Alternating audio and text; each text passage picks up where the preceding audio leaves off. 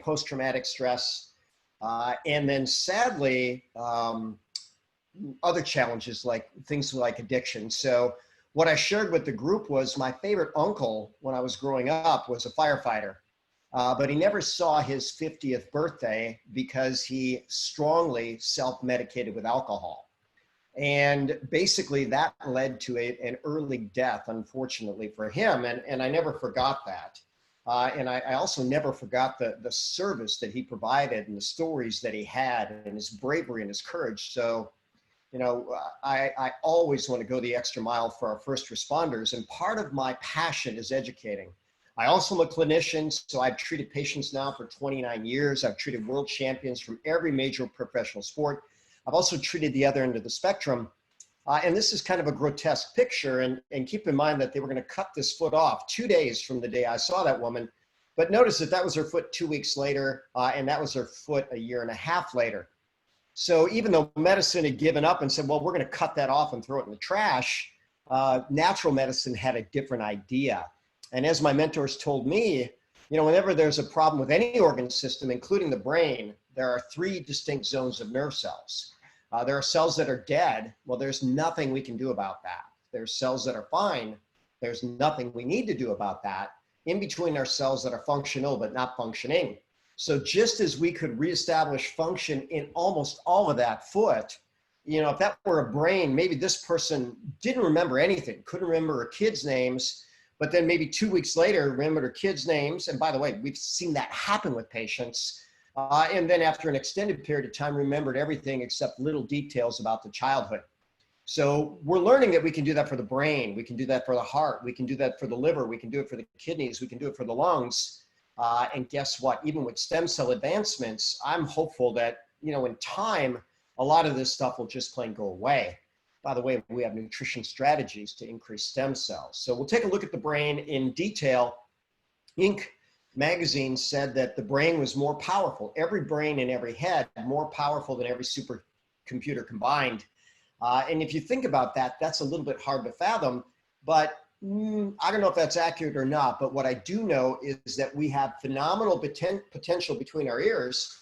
And in fact, one of my mentors, I listened to a lot of different people, but he said, you know what, every goal is either won or lost between our ears. So we want that area of our life to be right. There's over 1 trillion connections within the brain. That's more stars than are in the known universe, more leaves that are in the Amazon forest, and it's absolutely unfathomable. But the reason that this is significant, if someone has a brain trauma where a lot of those connections are cut off, the brain can reroute that. It can rewire that. And we've seen traumatic brain injury where people come back to a level that was never thought imagined. Stroke patients come back to a level never thought imagined. And now with what we know, we can get that done better and more consistently. So this is Daniel Amen. He's a psychiatrist.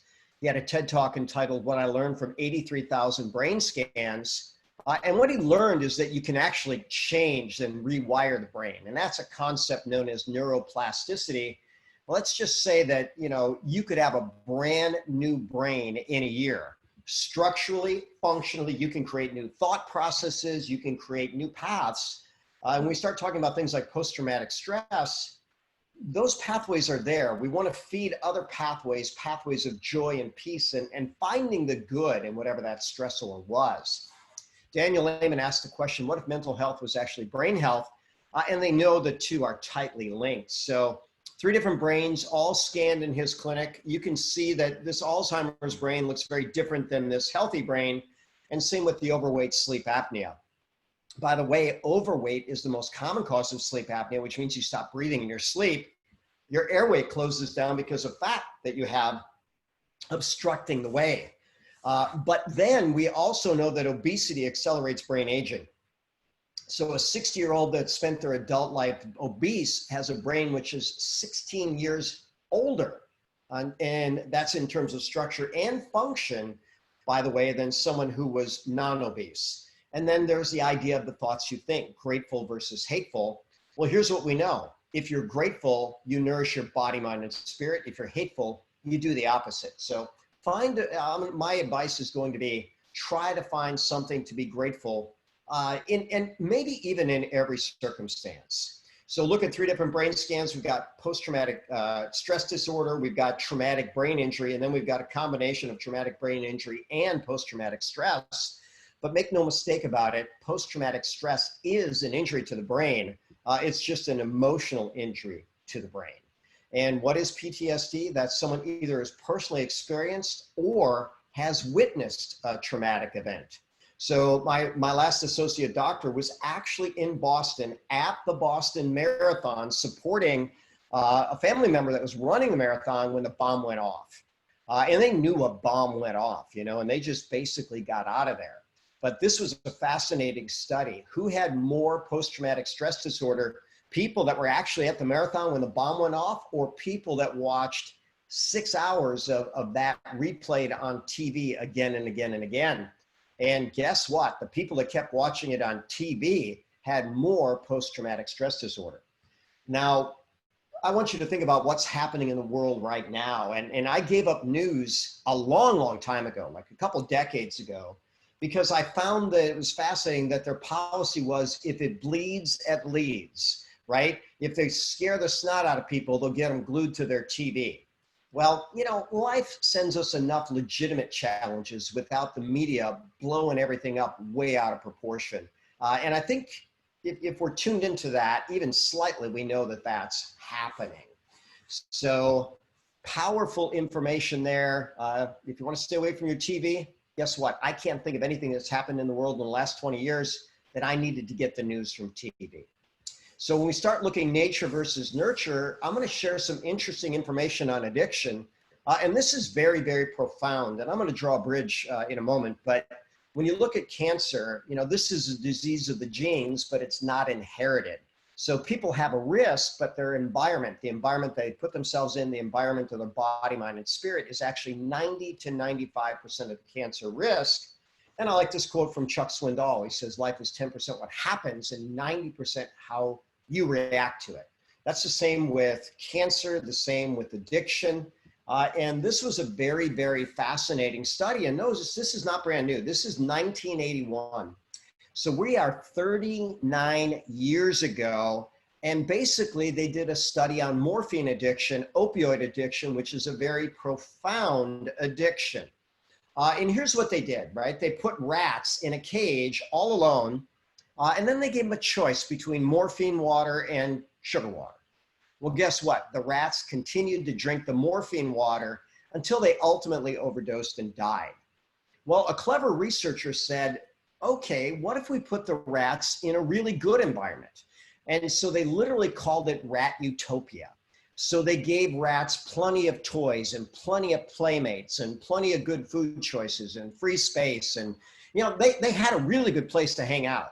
Well, guess what? In rat utopia, the rats rarely drink morphine and never, that's never with a capital N, never overdosed. So this parallels a study of US servicemen. So when men were in Vietnam, we could certainly imagine that that would be super high stress environment. Someone's shooting at you, you're in a foreign area. Maybe then you were fighting a war that you didn't quite understand, you know. And then guess what? 20% of the US soldiers were estimated to have become heroin addicts. Now they came home as heroin addicts, but look what they came home to. They came to, you know, people and family that were so happy to see them.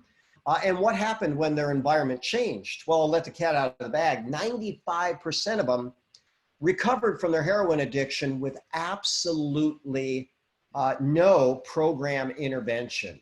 95% recovered with no program intervention. I love Zig Ziglar.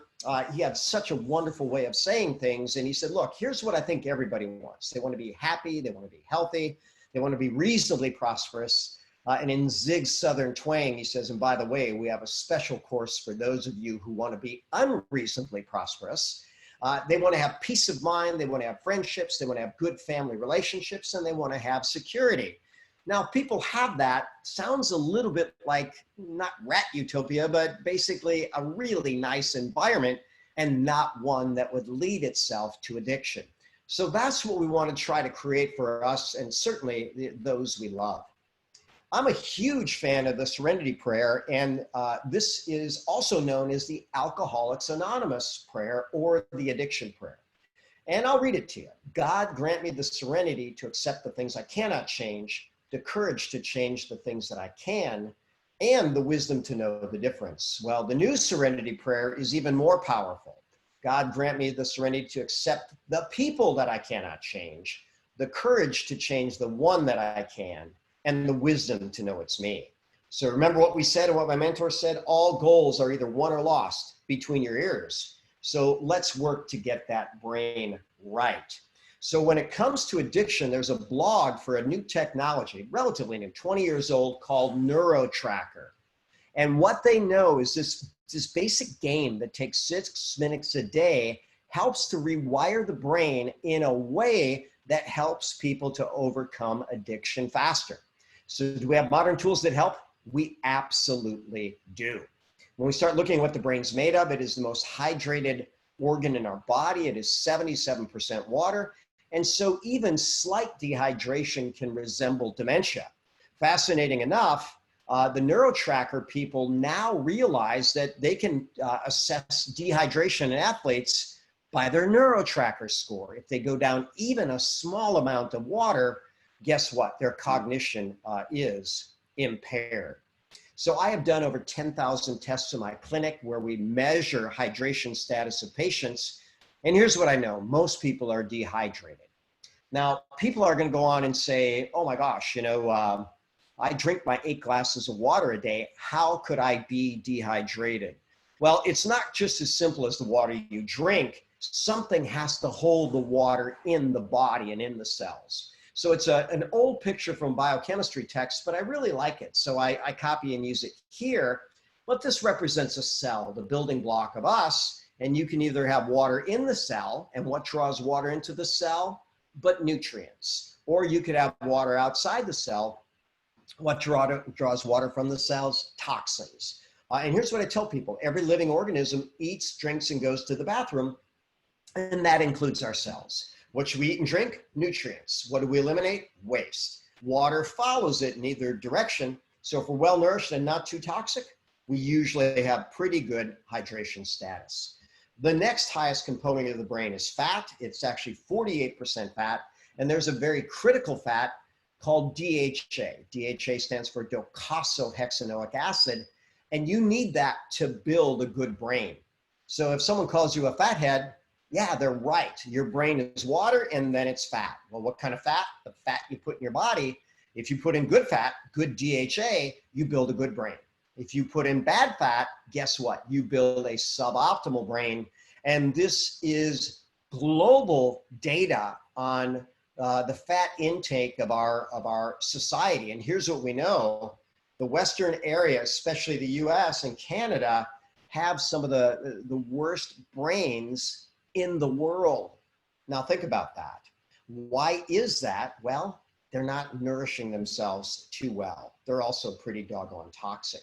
A major study in the Lancet, they looked at fish consumption and depression. Lancet is one of the most peer-reviewed, famous medical journals. But basically, cultures that ate the most fish had the lowest level of depression. This is very significant to me because I have 2 new grandbabies. And guess what? My daughter-in-law, wonderfully nourished when she had her beautiful daughter, Lily, and my daughter, wonderfully nourished when she had our other grandbaby, Leah. Well, here's what we know. If a mom does not have adequate fat in her diet, especially the omega-3s, the baby takes priorities. So mother will cannibalize her body, or in this case, her brain, to feed the baby. So could that be a factor in postpartum depression? Oh yeah, remember what Daniel Amen said?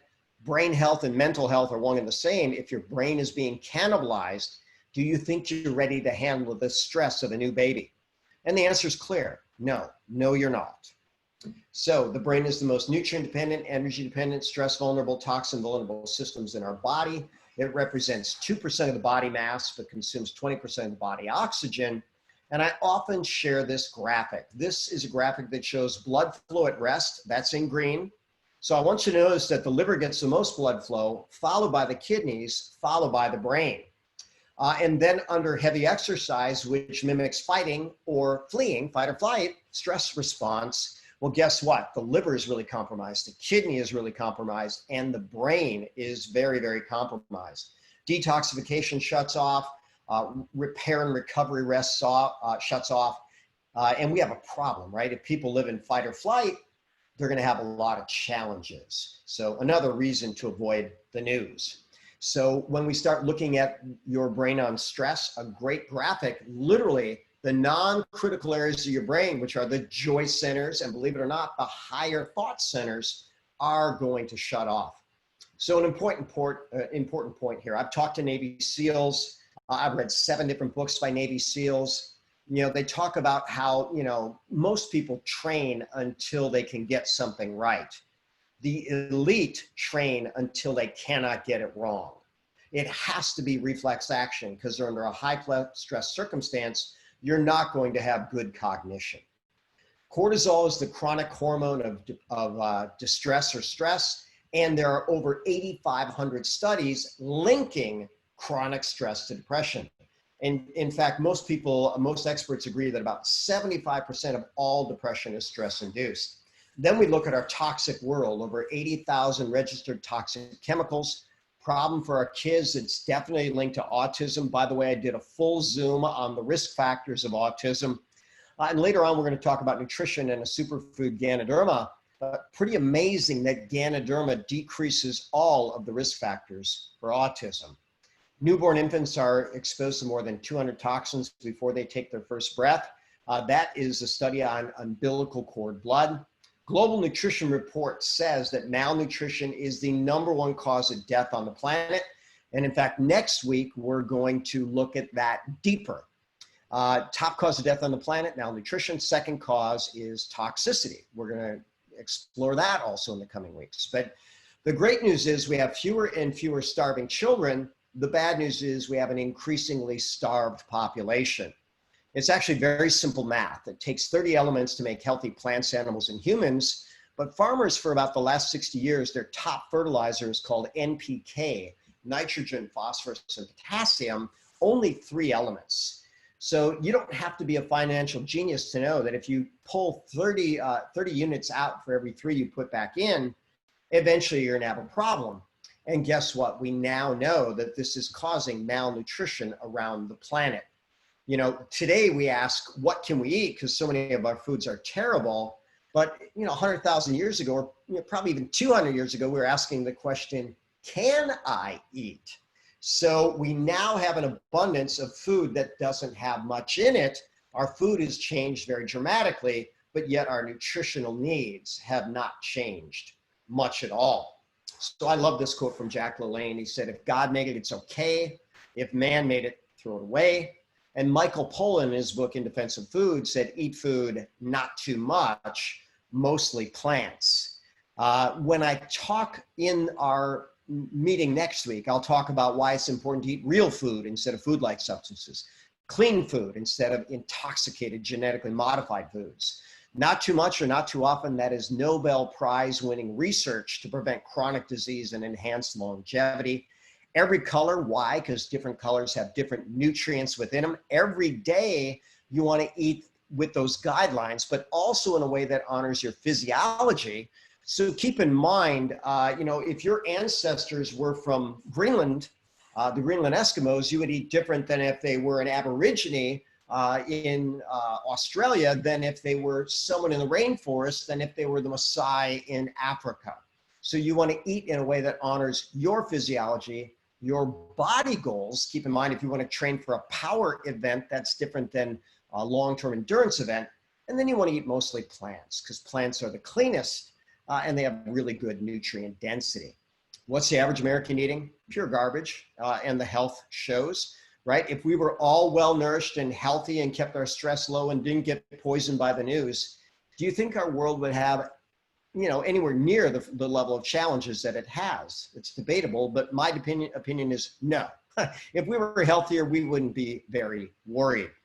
One of my long-cited articles is basically they took age-matched, health-matched people, put them on a really great diet. One group got diet and supplementation, At the beginning of the study, they took biopsies of the tissue to look at the nutrient level. And at the end of the study, they repeated it. And here's what they found out. Only the people that took supplements could actually build their nutrient reserve. And so my conclusion is food is too weak to replete depleted cells and bodies, and therefore supplementation is advisable for everybody. I recommend nature's foods. If God made it, it's okay. If man made it, stay away. Eat food, not too much, mostly plants. Then we're going to go with superfoods. Great website, superfood for superhealth.com, superfoodevolution.com. They talk of the top superfood actually being Ganoderma. Functional foods are actually a $2 billion industry. These are foods that are supplemented or supercharged in a way that they actually have a health benefit.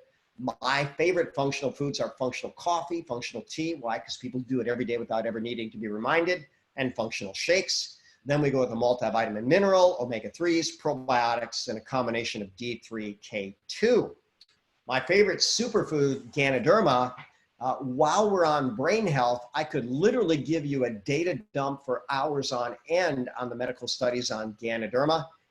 You can screenshot this if you want, watch the replay if you want, but you can look up all those PubMeds, and here's what you'll find out. It's awesome for brain circulation, brain health, brain stem cells, the major neurotransmitters, serotonin, GABA, dopamine, and acetylcholine. And it's also known to be anti-Parkinson's, anti-Alzheimer's, and even anti-seizure. Beyond that, it even calms the body, the mind, and the spirit. And yeah, there's medical studies, peer-reviewed, that say all of those things. Practical case, this is Mike Webster. He was featured in the movie Concussion, played 18 NFL seasons, won 4 Super Bowls, earned millions of dollars. But when he died, he was homeless and alone under a bridge. And he didn't even know his own name because the concussions that he had damaged his brain so bad that they even created a new medical diagnosis called chronic traumatic encephalopathy. So my favorite superfood decreases the inflammatory process, swelling, and even the breakdown of the nerve tissue after a head trauma. It dissolves the plaque in Alzheimer's and improves Alzheimer's circulation.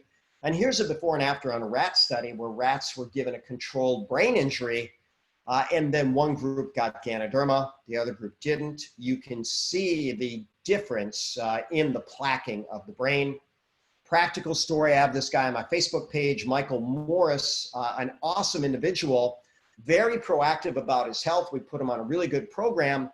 And then one day he had such a severe head injury that literally when he was in the ICU, they took pieces of his skull off and put them, outside of his body. Why? Because the brain swelling was so bad, if it were allowed to continue, his brain would herniate through his skull and that would kill him. This, by the way, is Evan Holyfield. We also work with him. And if you ask an elite athlete, how much of your sport is mental, they're going to tell you 90%. That's what the elites are going to tell you. So wouldn't you want a good brain? But Michael Morris, basically, he was never supposed to survive. At 21 days, he said he felt good enough to jog home from the hospital. Doctors told him he'd be lucky to get 60% cognition back.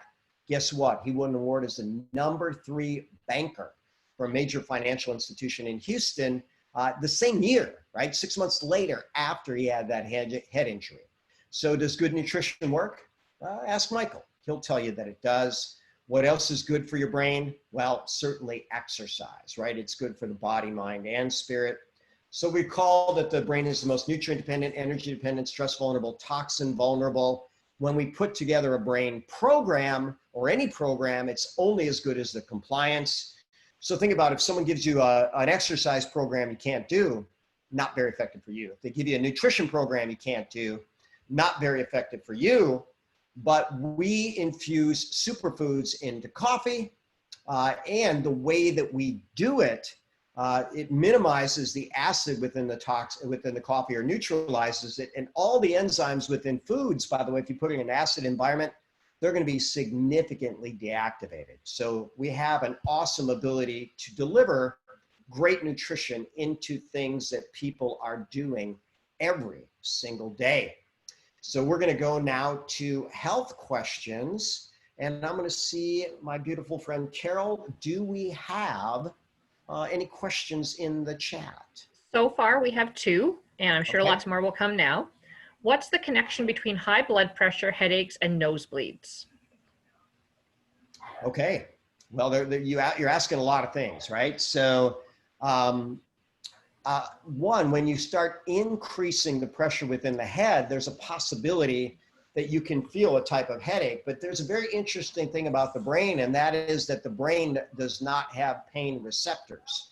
So you can actually YouTube people undergoing brain surgery where, once they get through the skull, they're talking to the individual as they're, doing surgery on their brain. That's pretty fascinating. So it's basically going to be the protective covering of the brain that they're feeling when there's a headache, or that could be referred pain. Now, when we start talking about nosebleeds, there can be a problem with tissue integrity.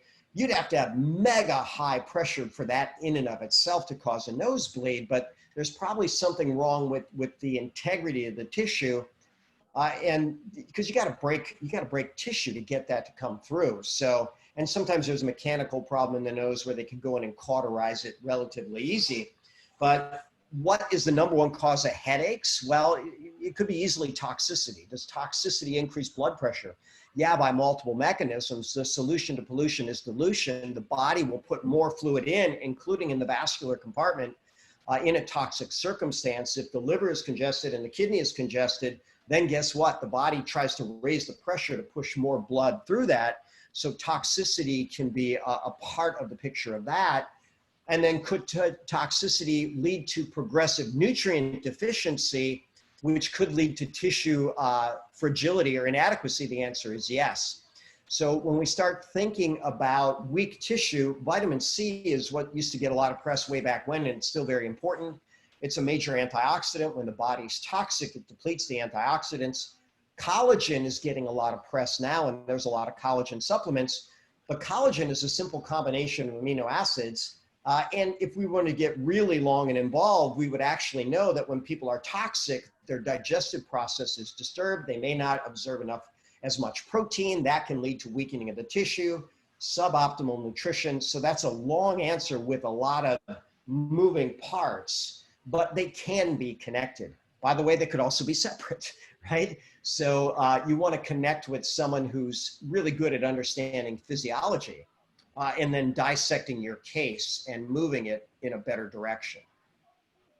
Okay. Taylor has a customer. It says, "Hi, Dr. Bob. A customer I have drinks 12 cups of coffee per day.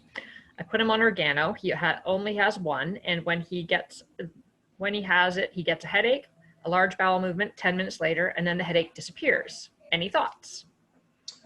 So he drinks our coffee and he gets a headache and a large bowel movement. Well, let's think about that for a moment. Toxicity, we just talked about the link between that and headaches, but I'll give it another way. So the symptoms of chronic poisoning include fatigue, sleep disturbance, intestinal distress, allergy symptoms, headaches, confusion, and anxiety. That's from the Journal of Clinical Chemistry.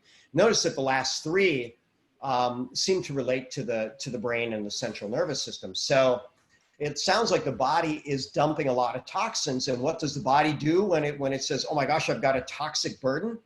It gets rid of toxins as quickly as it can. And so notice he says he has a significant bowel movement, right? And then the headache goes away. So there's going to be immediately a less toxic burden. So fascinating, by the way, coffee also tends to promote bowel function.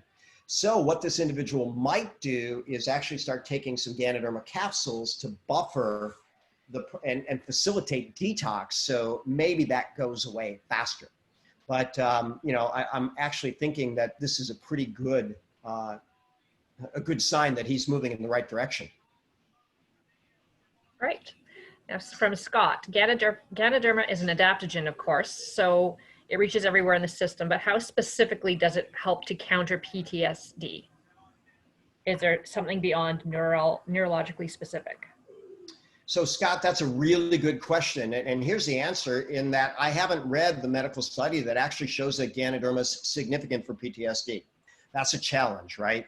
But it is good for brain health, brain circulation, brain stem cells. And if we can start nourishing the body, mind, and spirit, which it does that, especially putting the body in a parasympathetic mode, it may actually be easier for that individual to focus on more, more positive thoughts. So if we go back to the brain scan on gratitude versus, hateful versus grateful, hateful is going to destroy your brain. It is a brain trauma. So if you keep reliving that, you have a problem. Ganoderma is not going to be the be all end all for PTSD, but it is a good step towards a better brain and a more relaxed body. So brilliant question. Thank you for that. Okay, and Usman's friend's grandma has bones that are weakening. Can the Ganoderma help with that, or is there anything else you can suggest? Well, there's a lot of factors with bone weakening. And so the first thing I like to tell people is, I've been in clinical practice coming up on 30 years, and I've yet, not even once, I've never seen a petite female over the age of 50 that's had a bone scan that hasn't been told she has osteopenia or full-blown osteoporosis. Now, when you look at the norms, they're actually comparing these petite 50-year-olds to 35-year-old Amazon females. And so, can you compare the muscle mass, bone mass, or anything between those groups? Are you comparing apples to apples? And the answer is no way you're not, right? And so one, the system is set up to give people drugs. But when we start talking about the ideal diet, we'll talk about an alkaline diet. We know that that calcium is actually an antacid, and we know that bone is the highest storage location of calcium. So as the body becomes progressively acid, which is the number one toxin in our body, we actually produce, the average person, 15,000 units of acid a day. The bones can demineralize to buffer the acid. Now, there are other factors like, weight-bearing exercise and hormone balance. And we know as females age that they do have a change in their hormonal balance. But here's a very fascinating phenomenon. Do we want 60-year-old women walking around with the same hormones as when they were 16? And the answer is probably not. So let me give you a simple answer to that. The Journal of the National Cancer Institute published these exact words. A woman's lifetime risk of breast cancer is directly related to estrogen exposure. So do we want to keep those estrogen levels high? And the answer is maybe not. But here's another fact on that. One of my mentors said this: estrogens, whether you make them, whether you take them, you need to get rid of them every day. Here's what I tell people: whether you make them, whether you take them, whether you're knowingly or unknowingly intoxicated by them, whether you're a man, whether you're a woman, you need to get rid of them every day in a healthy way. And the liver has 11 different enzymes that do that. And Ganoderma promotes healthy estrogen clearance. And here's another fact: coffee does too. So coffee actually drives a liver enzyme, caffeine does specifically, called cytochrome P450-1A2, which helps with healthy processing of estrogen. And caffeine is known as trimethylxanthine. So you actually have methyl groups available for phase 2 of detoxification. So Usman, it's a long question and a long answer, but one, your grandmother may not be in as much, or this, is it a grandmother? Friend's grandmother, may actually not have as big a challenge with the bone as she wants. We want her to exercise. We want her to eat right. We could go all with all Magnificent Seven: eat right, drink right, think right, move right, sleep right, poop right, talk right every day. And certainly Ganoderma, by alkalizing, by modulating inflammatory process, by modulating stress. These are all things that can help with bone health, but she's got to do the rest of the things too. Perfect. Thank you so much. Does anyone else have any questions for us tonight? You guys are a quiet group. Well, it's a beautiful Tuesday, and then I'm going to look and see, because sometimes people text me from the Facebook group.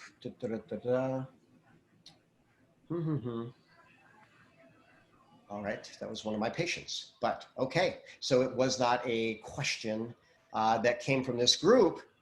So we do this every Tuesday. Next week, we're going to talk about the top killer on the planet, which is malnutrition.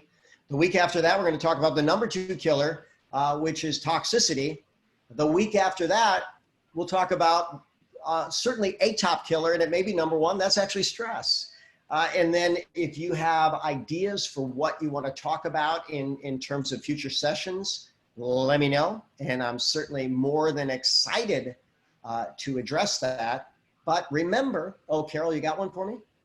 We got 2 questions popped in the chat. Can All right. you share some insight? Oh, hang on, lost it. Can you share some insight on bloating for women? Well, sometimes people talk about bloating in different terms. If we're talking about abdominal bloating, we want to talk about food choices. We want to talk about enzymes. We want to talk about the good flora within the system. We want to talk about ideal bowel function, things like that. If we're talking about holding water in response to hormonal shifts, then that's an issue with the body not clearing estrogens as ideally as we want it to do. And that is horrifically common. So it takes a lot of nutrients to clear estrogen. It takes specific nutrients to drive cytochrome P451A2, the best way to process estrogens. Cruciferous vegetables are really good with that. Staying away from the toxic estrogens and plastics, pesticides injected into animals, and getting on a good detox program can work really, really well. I mentioned functional shakes and functional coffee. Those can help with the liver detox and an estrogen detox. And those are available. Tomorrow, we actually have a presentation where we talk more about that because it's a business that I'm invested in. I think that answered most of Brendan's question, which is in the chat, Okay. if you just want to take a look at that. All right, suggestions for reducing estrogen post-cancer surgery for estrogen progestin positive cancer instead of hormone therapy. So here's what they do medically is they actually give a selective estrogen receptor blocker. Usually tamoxifen. And by the way, that's associated with a higher level of uterine cancer later on, and there are other challenges. When you start blocking estrogen, estrogen's in the brain, estrogen's in the heart, estrogen's in the bone, it's not just in the breast. So these people have serious challenges. But Brendan, when we talk about this later, you know, some doctors try to tell their patients that cancer eats estrogen. That's blatantly false. Cancer eats sugar. Now, estrogen and certain estrogen receptor cancer blocks the cell's own control program to commit suicide, a process called apoptosis. And the data is coming there, but we know that not all estrogens are the same. So the toxic estrogens, especially things like bisphenol A, those are horrifically related to cancers and autoimmunity. As they're processing the estrogens, there's what's known as a 2-hydroxyestrogen. And when we've been talking about cytochrome P451A2, that's actually what creates the 2-hydroxyestrogen. And then there's also what's known as a 4-hydroxyestrogen. That's called the mutagenic estrogen, and a 16-hydroxyestrogen, that is the mitogenic estrogen. So we're going to go back to the statement, estrogens, whether you make them, whether you take them, whether you're knowingly or unknowingly intoxicated by them, which we all are, whether you're a man, whether you're a woman, we need to get rid of them every day in a healthy way. And there's ways to do that. Cruciferous vegetables, Ganoderma, plant-based diet, alkaline diet, and certainly avoiding the common estrogen toxics in our environment. Okay, we have actually just two more. Recommendations for someone who is quitting smoking. Yeah, so what we know from brain, if we were to talk about addiction, is that addiction is mostly a dopamine phenomena. So we want to support dopamine within the brain. I already mentioned Ganoderma as dopamine support. That's actually really, really good. Dopamine is actually broken down by an enzyme within the brain called monoamine oxidase. And there's a plant, St. John's wort, an herb, which actually is a natural monoamine oxidase inhibitor. So that can make dopamine last longer. There's another botanical called mucronaporines. That's a dopamine facilitator. And then we have an herb called lobelia, which actually binds to nicotinic receptors. So we have lots of ways to make the process easier. Things like acupuncture can be helpful as well. But remember that addiction is 90 to 95% environment. So one, don't have cigarettes anywhere near you. And guess what? If you have friends that smoke, probably respectfully ask of them, in my presence, in my environment, please, please, please don't come around smelling like smoke, and please don't smoke near me or offer me anything, because I know that every cigarette I smoke shortens my life, and World Health Organization says that smoking will kill 1 in 2 smokers directly. So it's a very serious issue. My understanding is that nicotine is kind of hard to beat in terms of an addiction, but those are strategies to help. But environment is key. Environment is key. Okay, so the last one is in the chat. Maybe you can answer Jan's question in regards to reverse osmosis water. Well, you know, there's a word, and we'll take it further, like distilled water is killed water, and could potentially distilled water, you know, lead to loss of minerals from the body. And there's definitely a theory that it is. So what do we do? Well, if you're going to drink, I recommend drinking clean water, make no mistake about it, but why not nourish your water? So believe it or not, coffee and tea have a lot of benefits in terms of longevity, and literally over 1,000 peer-reviewed medical studies. If we get coffee or tea as a superfood, better yet, there's different things you can mix in the plants, but I want you to drink clean water, but take a good multivitamin, multimineral. You're probably better off with clean water than toxic water, and then supplement on top of it. So, you know, if you basically put in mineral deficiency, if you put in mineral deficient substances in your body, will your body have a loss? It will. So you may want to make up for that one way or the other. Okay, thank you very much. Hopefully that helped you, Jan. And with that, that will be it for tonight. All right. So then I wish everybody a happy, healthy, beautiful, amazing, wonderful evening. And with that said, I will sign off, and then we will be back next week with more, and we'll talk about the top killer on the planet, malnutrition. And so long all. Have a beautiful night. God bless. You're going to sign off your regular way?